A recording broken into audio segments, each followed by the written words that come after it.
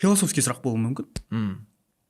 Бағана Рамазан айына дайындық керек дедіңіз ғой, иә? Тыйылу, жаман сөз айтудан. Ал адами тұрғыдан бұл әділетті ме жалпы? Тек Рамазан айына осылай дайындалу. Өйткені өмір сүресің ғой сен 365 күн. Соң 31 күнде ғана сен осындай тыйымдарды жасайсың. Одан кейін, біреу сіз айтуыңыз мүмкін қазір 32-ші күннен бастап ол 33-ші, 35-ші күнге дейін жалғасуы мүмкін. Өйткені бір ай мен кеше ғана Рамазан ораза ұстадым ғой деп ше.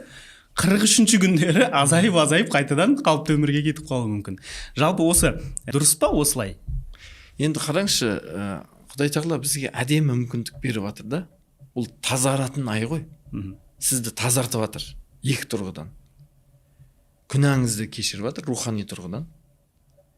Екінші, сіздің денсаулығыңыз тазарып жатыр. Сізге мүмкіндік бұл.